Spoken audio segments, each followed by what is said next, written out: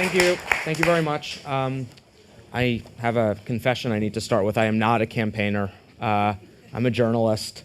But I hope you'll listen to sort of the perspective I have on campaigns in the United States from the outside.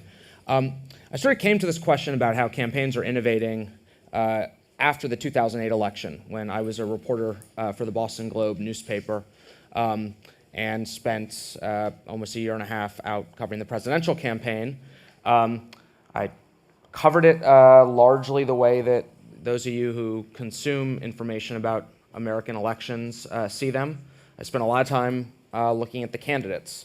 Traveled a lot with John McCain, traveled with Obama on his plane and on his bus, and with Hillary also. And almost everything I did all day was focused on looking at the candidates, at their speeches, at the debates, their rallies. And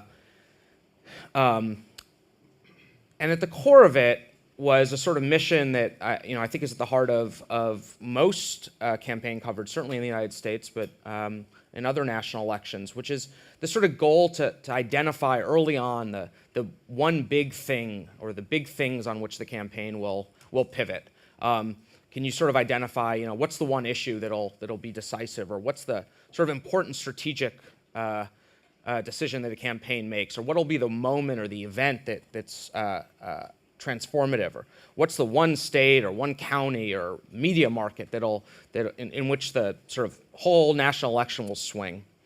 And so to do that, I was sort of always focused on the candidate and talking and what the candidate said, where they went, the sort of body language of their events, and talk to the people on the campaign who helped sort of determine that.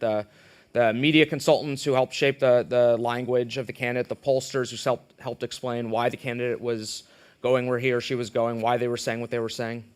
It was only after that election had ended that I realized that the campaign, as I was looking at it as a journalist, with my eyes almost squarely on the candidate and the sort of television spectacle, was only representing a very small portion of what the sort of modern American electoral campaign was. And that in each of the campaign headquarters or in the party offices, there were dozens, if not hundreds of people whose jobs had absolutely nothing to do with what the candidate was doing, where he or she was going, what they were saying, what was going into the television ads or the debates or the press releases. And these were people, not only did I not know who they were, I didn't know in many cases that their job descriptions even existed in politics. And the big difference between those people and the people that I spent most of my days talking to as a political reporter was that they would have found the whole project of trying to identify the one big thing on which something as big and complicated and messy as an American presidential election would depend to be a silly exercise. They knew sort of intuitively that an election was not determined by one big thing or a few big things, but by the small interactions of thousands or hundreds of thousands or millions of very small things. And that was because in the first decade of the last century, it had become possible to measure the small things in campaigns in a way that hadn't been possible before, because of a pair of sort of intertwined innovations that had made all of a sudden all those small things sort of visible to the eye of people working on and directing campaigns. I knew as a political reporter that campaigns needed to get smarter, in part because I had covered some of them. I started my career as a political reporter in Philadelphia, and I always enjoyed the day after an election, whether it was an election for mayor or for local congressperson or for governor, because I could call my sources on the campaign and have a slightly more candid conversation with them than I had before about what had happened. And almost invariably, my conversations with the people inside the campaigns or the consultants or outside advisors took one of two forms. You either call somebody on the winning campaign and you say, so what happened, why'd you win? And pretty quickly you start getting a story about some discrete tactical or strategic decision that this person was directly involved in, right? So you you call the media consultants and you say, so what happened? Why'd you win? And you get some great story about how week out we were down, and I looked at the polls and we were really just getting killed among women. So I tore up our ad calendar for the last week of the campaign, and we drove the candidate out to a house. It was a pink house, and there was a swing set in the yard, and we had a candidate talk about these issues, and we drove the tape to the editing studio, and we were up all night cutting this ad, and we took down all of our other ads, and we ran the pink house ad wall to wall the last weekend, and we closed the gap among women, and we won. And you're like, okay, that sounds good. And then you talk to a press secretary, and you hear about this one zinger that they wrote that the candidate used in some radio debate that you didn't even know had happened, and you talk to the advanced staff who set up the candidates' events, and you hear that the last few weeks of the campaign they decided that they were going to stop visiting diners, and they were going to only go to pumpkin patches, and we just totally destroyed it with the pumpkin patch vote. And then you call people on the losing campaign that same day, and you're like, so what happened? Why'd you lose? And so I was like, oh, it was the worst year to be a Democrat. The economy sucked. Candidate wouldn't raise any money.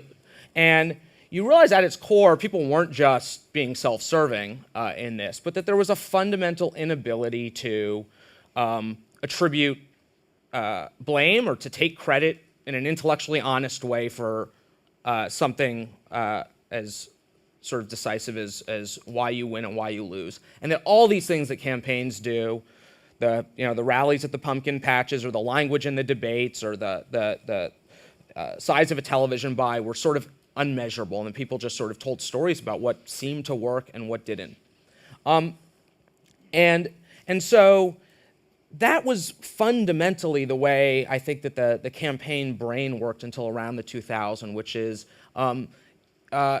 in the end, our understanding of why things happen was basically a storytelling exercise. And if something was sort of plausible and made sense, we assumed that that was enough to understand why things in politics worked or didn't work.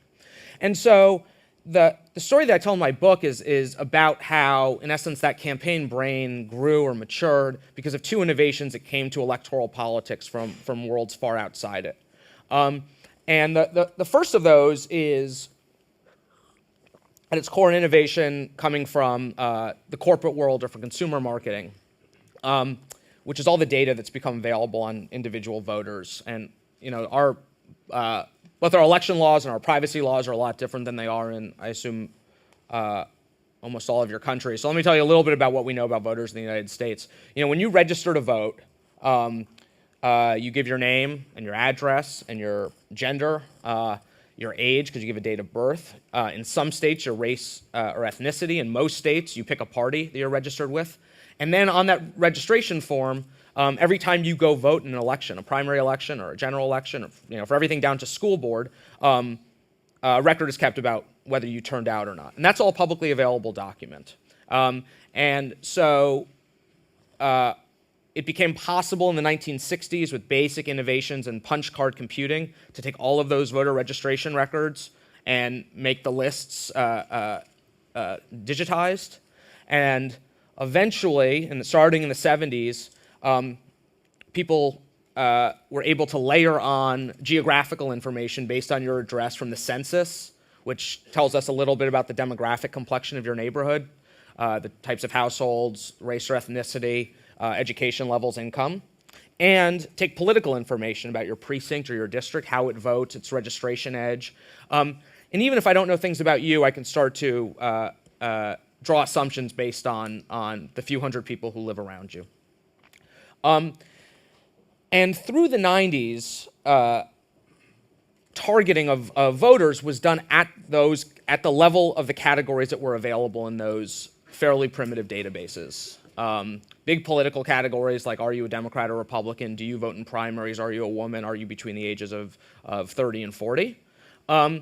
And it was only around the year 2000 that people inside politics looked at the information that the corporate world had about its customers or potential customers and saw a huge imbalance, that a campaign had access to maybe a few dozen variables about an individual voter, from their records, from the information about their political character of their precinct, from the sort of demographic complexion of their neighborhood. But corporate side had hundreds of variables about people, from the subscriptions they had to magazines and newspapers, lists that travel agencies or cruise ships would sell of their passengers, information that when you fill out a customer service questionnaire or a warranty form, or you enter a sweepstakes, a contest, and you fill out your name and your household income is within a certain range, and you have 2 children, and you bought a washing machine last year. There are very few restrictions on buying and selling and repackaging that information in the United States. And so for almost 40 years, consumer data warehouses had emerged to collect that information and sell it onward. And initially, they were very useful to banks and financial institutions that were developing credit rating scores. And then they became useful to direct mail marketers or to charities that wanted to go out prospecting for donors. And it had become possible by the year 2000, through changes in computing power and database architecture, to link up the fairly thin profiles of voters on a voter registration form with these very large sets of information that existed in the private sector. And now a lot of this stuff is totally useless for politics. Knowing whether or not you went on a cruise in the last 6 months probably is of no use to me as a campaign or a party trying to decide if you're likely to vote or who you're likely to support or what you care about. But some of these variables do, and it's not just one of them that makes a difference, but it's the interaction of a lot of different variables in a way that is not always perceptible to the human eye.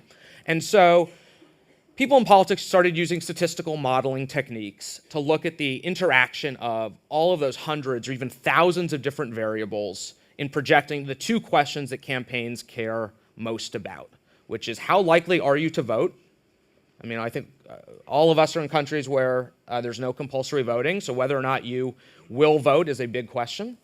And then for whom you're likely to vote, party, candidate. And then maybe, those are the 2 big questions that you care about. And so with algorithms, you can weigh the individual influence of each of those different variables on predicting the answer to that yes or no question. And what you find out is that of the hundreds of thousands of variables that a campaign has access to, maybe only 30 of them are helping to contribute to that. But all of a sudden, you can come up with a really granular prediction of what an individual is likely to do. And so each of the sides in our politics sort of packages these predictions differently, but last year, the Obama campaign, for every adult in the United States, came up with 2 projections. What they called a turnout score, which is a 0 to 100% probability that you would cast a ballot in the November general election. And then they called an Obama support score, percentage likelihood that you would support Barack Obama if asked. And then they created a bunch of secondary scores, your a pro-choice or women's issue score, percentage likelihood that basically you shared Barack Obama's views on abortion and contraception and stuff. A gun owner score, percentage likelihood that you were somebody who owned a gun. And in an ideal world, a campaign, if they had all the time and resources possible, and a very obliging electorate, would go call everybody or knock on every door and ask them, do you plan to vote? Who do you plan to vote for? Do you own a gun? What's your position on abortion? We have a lot of that in the United States. People are relatively open to telling strangers the answers to these questions, but no campaign ever has the time or resources to go knock on every door. A lot of people don't answer their phone. And so what these scores end up doing is offering a shortcut, a sort of statistical prediction of what people would say if you could be in that position. And in a sense, they serve the same function in our politics that credit rating scores serve in our consumer lending, which is, it used to be until the 1950s that if you wanted to get a loan or a line of credit, you would have to go into a bank and you'd sit down with a loan officer, and they'd make an individualized assessment of how likely you were to pay off that loan in time. And then they decide, is this worth it for us to invest in or not? Well, credit rating scores packaged all the criteria that a loan officer would use individually into a prediction so that they could automatically say, yes, your behavior resembles somebody who is likely to pay off your bill on time or run up this much in credit a year. And what it allowed in the United States, and we have a financial crisis to show for it, so take this with as much value as that's worth, but it allowed banks to automate, credit card companies to automate the process of deciding whether you're credit worthy. These scores in politics have, in essence, automated the decision that a field office has every time they send out a volunteer with a clipboard or give them a list of names to call, where now they can say, yes, let's knock on every door of somebody who has an Obama support score between 40 and 70, or let's go see everybody who has a turnout score between 60 and 80. And you don't have to ever have interacted with that voter before, made an individualized assessment of them, but you can start to find voters across categories.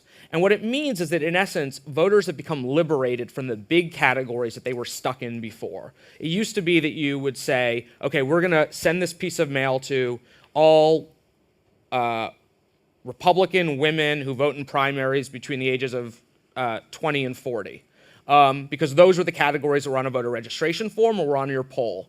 Well, now you can say, you could come up with these categories, or people in politics often call universes of voters to contact, based on their common political attributes, not necessarily only their common demographic attributes.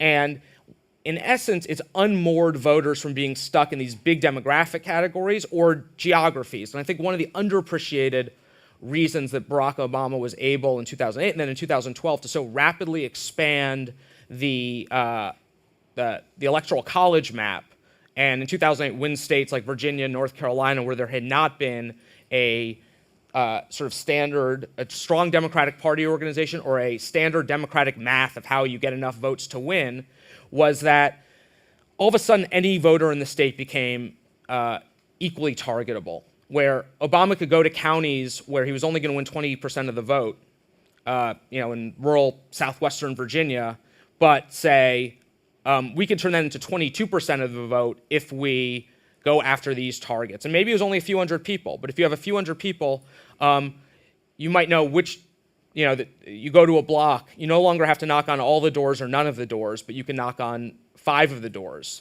And 2 of the doors might be people who are non-voters, but you know that if you could get them to turn out, if you could mobilize them, they would vote for you. And the other 3 might be people who look very likely to vote, but you think they can be persuaded. And you know which 2 of them you should talk to about your traditional message on jobs and the economy, and which person should hear your message on women's issues. And all of a sudden, it may only be 5 doors on that block, but then all of a sudden it becomes worthwhile to recruit a few supporters of yours to be volunteers there, because they can have a targeted impact. Then it makes sense to open up a field office to support those volunteers and put a staffer in charge of it. And you no longer have to rely on looking at demographic categories or geographies that are your strongholds and trying to maximize them, but you can go out and sort of hunt for votes everywhere. And so now you know which doors to knock on, which phones to call, but the question is, how do you know what to do when you get there? And there, American politics has been shaped by an innovation that came not out of the consumer world, but out of the academic social sciences.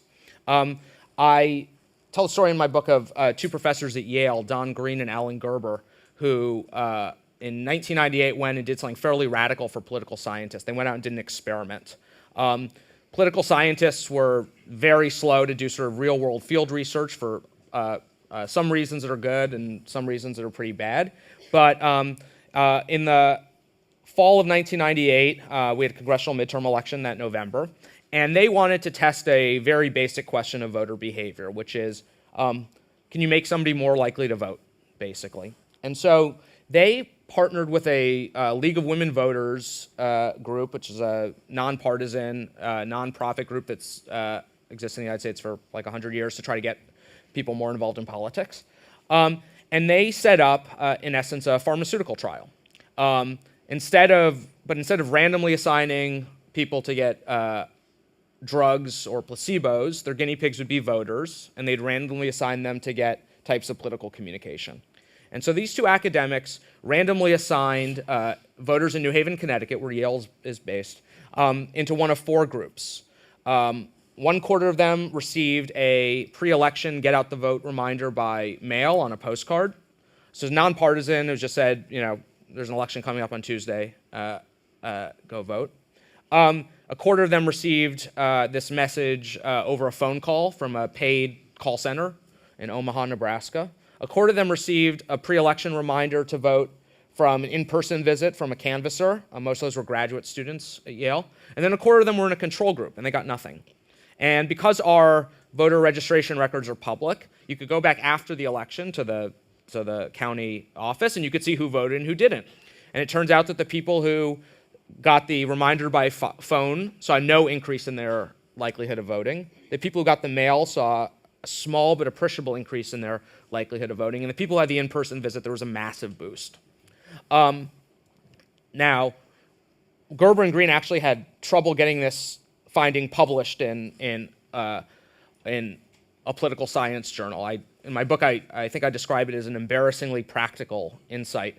But what happened was they had trouble convincing political scientists that this was important, but there were a small section of political consultants and professionals who started taking notice, and there was sort of one of two reactions. There was, oh, great, academics have developed a scientifically credible tool for disentangling cause and effect and empirically assessing the relative effectiveness of all of these techniques that we encourage candidates to use. And then there was another response among the political consultants who were paying attention, one that was a little more pervasive, which was, oh no, academics have developed a scientifically credible tool for determining whether all these things that we get campaigns to spend money on actually work. And so you had this sort of war break out among some political consultants where the direct mail vendor would start showing this article and its findings to campaigns and say, look, you should give us some of the phone budget because we work and they don't.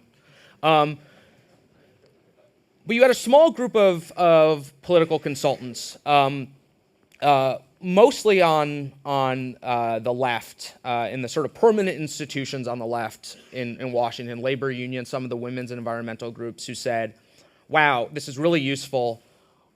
This is answering all these questions that we didn't even know we could ask about the relative efficiency of the types of techniques we use. Not only should we be following what these two guys, Gerber and Green, and their various graduate students and researchers find out about what works in politics, but we're out every year running campaigns, spending millions of dollars doing it. Why don't we run some experiments of our own? And so over the next few years, between this academic world that was sort of growing of experimenters and people in professional politics, they went out and they sort of tested every version of this initial thing. So it wasn't just, does mail work better than phones, but does 2 pieces of mail work better than 1 piece of mail, and should the last piece of mail arrive the Thursday before the election or the Friday before the election, and does it work in rural areas, and does it work in Korean, and after 5 years, they'd basically come up with a pretty clear hierarchy of how these basic voter contact techniques work.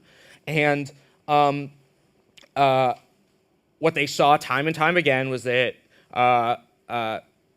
in-person contact was more effective than phone contact at turning non-voters into voters.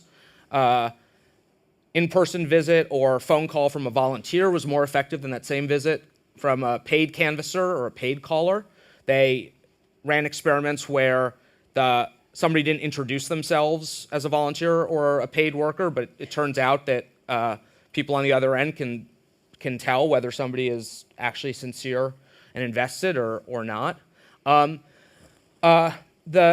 big breakthrough happened around the year 2004 when, just as they were running out of a lot of these basic questions about efficiency, a guy sort of stumbled into the scene named Todd Rogers, and his training was in behavioral psychology. He was a graduate student at Harvard. And he, while studying at Harvard, would go on the weekends and drive up to New Hampshire to volunteer for Wesley Clark, who was one of the candidates running against John Kerry and Howard Dean in the Democratic primary in 2004. And Rogers would go into these Clark field offices where volunteers would be dispatched to knock on doors or make phone calls, and he'd hear the callers sort of delivering this fairly routine bit of language to voters that would say something like, in the last election, millions of people who were eligible didn't go out and cast a ballot. The New Hampshire primary is coming up. Don't be part of this problem of low turnout. Go cast a ballot. And this was something that civic-minded groups had sort of used a version of for a long time, trying to implore people to not be apathetic. For Democrats, after the very close election in 2000 in Florida, it was all the more sort of salient, the idea that every vote matters, that if 537 people in Florida who hadn't voted that you would have had a different outcome. And so this language was sort of everywhere in American politics at the time. And a lot of political professionals never thought twice about trying to get people to vote this way. But to Rogers, it didn't make sense. It seemed like you were begging people to be part of a very sad, lonely thing, voting. And he thought back to a whole body of research in the behavioral and social sciences and behavioral and social psychology that showed that you can actually change somebody's likelihood of doing something by making it sound popular. And there was a particular experiment that a psychologist named Robert Cialdini had done in the early 80s. Cialdini partnered with a hotel chain. They wanted to encourage guests to reuse their towels. Hotels don't want to wash your towels every day because it costs them a lot in detergent, and it takes longer for housekeeping to turn over a room. And starting in the 1970s, as people became more environmentally aware, sometimes they would put like a little sign in the bathroom that said, every time we wash your towels, it uses so many gallons of water. Don't be part of this. Don't contribute to this, this waste. Reuse your towels. Well, Cialdini designed an experiment where we randomly assigned some rooms to get that message and others to get a message that said, most guests in this room reuse their towels every day. Please reuse your towels. And it turned out that the people who got the latter message were several percent more likely to reuse their towels on a given day. And the basic idea was that at this moment where you have a very low-cost decision to make, do I put my towel up on the rack or throw it on the floor, that giving people a small cue, a piece of information about what other people in their situation have done, makes them more likely to do what we think of as the right thing. And so Rogers designed an experiment where he randomly assigned voters to get a version of this message in campaigns. Half of them, in a bunch of gubernatorial campaigns starting in 2005, half of them would hear a message, and both of these were accurate and honest, but because of population growth, you can basically make democracy sound incredibly popular or incredibly abandoned.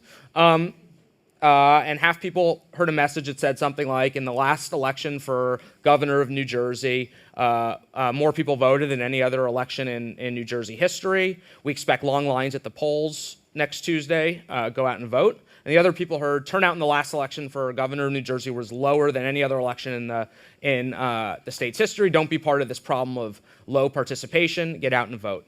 And it turns out, just like the towels, that the people who received what they called the high turnout message were several percentage points more likely to vote. And this was a really important insight because Rogers had changed an individual's likelihood of casting a ballot without talking to them about anything that we think of as normal political communication. He didn't talk about the candidates or the issues or the parties or the consequences of a change in control in the governor's mansion. All he had done basically was talk to voters about themselves, about their desire to fit in, their desire to do what people around them were doing. And this opened up a whole new sort of research path for people who wanted to go out and run experiments, translating a lot of insights that we knew about human motivation that had been demonstrated in areas other than politics and seeing if they worked in campaigns and using experiments as the tool to actually measure their effectiveness. And so the most successful tool we know from an experiment to turn non-voters into voters was demonstrated first in Michigan in 2006 before a gubernatorial primary. And the two guys at Yale partnered with a local direct mail consultant in Michigan, and they randomly assigned voters in one of several types of letters. And one of them said something like, "Dear Sasha, your history as a voter is a publicly available document on file with the Macomb County Board of Elections. Here's your history as a voter. You did vote in last year's presidential election. You did not vote in last year's presidential primary. You did not vote in the school board elections. You did vote in the county elections. And here are your neighbors' vote histories. And it had other people from your block and whether or not they had voted in those same elections. And then there was a threat. Another election is coming up, and afterwards we'll send everybody an updated set." This increased turnout among the people who received it by 28%. It also got the guy who sent it death threats. And together, those facts point to a really important insight, which is that just in much the same way that having a face-to-face interaction will make somebody more likely to vote, having, even if it's through mail, something that is sort of socially potent. It takes what we often thought of as this very private act of voting, and we have a secret ballot. Voters assume that because nobody knows for whom you vote, that whether or not you vote is private. Well, in the United States, it's not. Campaigns have been using that fact for decades to determine whether or not they talk to you. And just this little, it's not that little, it's a pretty threatening cue, but to say this fact is not only public, but you can be judged, you can be sort of surveilled and judged by your peers, became incredibly important in changing behavior. And so what we've seen from sort of all of these experiments is it's clarified the difference between the two types of citizens that political campaigns look at. And the two sort of paradigms, the ways that campaigns interact with people. There is the challenge of persuasion, which is taking people who are already likely to vote, but are not necessarily committed to one side or the other, and trying to help them make up their minds through arguments, through information about the candidates or the parties or the issues. And then there's mobilization, which is taking people who are non-voters, or in some cases unregistered, who are outside of the process, and trying to change that to get them to be involved. And we've seen a really clear difference from experiments on the type of things that campaigns can do to help people decide among candidates, and the types of things you do to change whether or not somebody participates, to motivate them. And it's basically the difference psychologists know between opinion formation and behavior modification. But at its core, giving people who are not part of the political process more information about candidates or issues or parties does nothing to turn them into voters. You have to fundamentally change their behavior, and the way you change their behavior is often to have a sort of disruptive interaction with them. Somebody coming face to face, sending a piece of mail that lets them think that this is no longer private. And at its core, that's about engaging socially with them, taking political decision-making and political behavior out of the realm of the private thing you do in your own home, and putting it in a sort of sphere where people know that it's in some way a sort of community project. And I'll leave with a description of one other experiment that I think sort of nicely illustrates what's changed in the way that American campaigns work. In 2008, Todd Rogers partnered with another political scientist named David Nickerson, and they ran another one of these sort of behavioral science-informed experiments to test something that they called plan making. The weekend before the Democratic primary in Pennsylvania, they randomly assigned voters to groups, and one of them got a phone call from a paid call center, and the caller would say, do you plan to vote on Tuesday? And when somebody said yes, they'd say, what time do you plan to vote? What will you be doing beforehand? And how will you get to the polling place? And so the person would say, yeah, I'm going to vote. I'll probably vote like at 8 o'clock in the morning. Well, I guess I will have been dropping the kids off at school, so I'll be on the bus. And the person at the call center didn't actually write down the answers to these questions. The goal was to get the voter to visualize their election day routine, to sort of walk through the steps of how they would actually practically go about voting, and in essence, make a plan for themselves. And this has been something, once again, that psychologists had shown works in all sorts of other places, but when they translate into politics, it worked. And so what they found is that it increased turnout among the people who received the call by a couple points. But among one group of voters, it increased by 10 percentage points, which is a massive boost. And those were people who were identified in databases as living in single-person households. And the assumption, the conclusion that the experimenters drew, which is like really reasonable, I think, is that if you live with a partner or a spouse or a family member or a roommate, you're probably naturally used to making plans as some sort of collaborative exercise. So you probably have already said, oh, honey, you should vote in the morning because you need to drop the kids off from school. I'll do it in the evening while I go out and buy groceries. But if you live alone, as I do, I never make plans in advance, and I sort of improvise anything. And what you saw in this sort of, I thought, surprisingly sweet moment was that you had this anonymous person calling from a call center in Omaha, Nebraska, who for 30 seconds asked a total stranger 3 questions. They got them to radically change their behavior about something that we think is pretty important, going out and voting, participating, by having this sort of small interaction. And for 30 seconds, this stranger halfway across the country was serving the same role that a roommate or a husband or a sibling would have served to help people sort of follow through on the things that they probably want to do but don't necessarily have the sort of social structure in their lives to do. And I think that is sort of nicely symbolic of the role that the smartest campaigns have started to take in the lives of the people they're trying to engage with, which is not just a one-time interaction or a one-sided thing, but to actually create a meaningful interaction that's designed not just to throw information at people, but to get them to sort of meaningfully change their behaviors, to develop rituals and habits around participation. So I'll take some questions now. Thank you.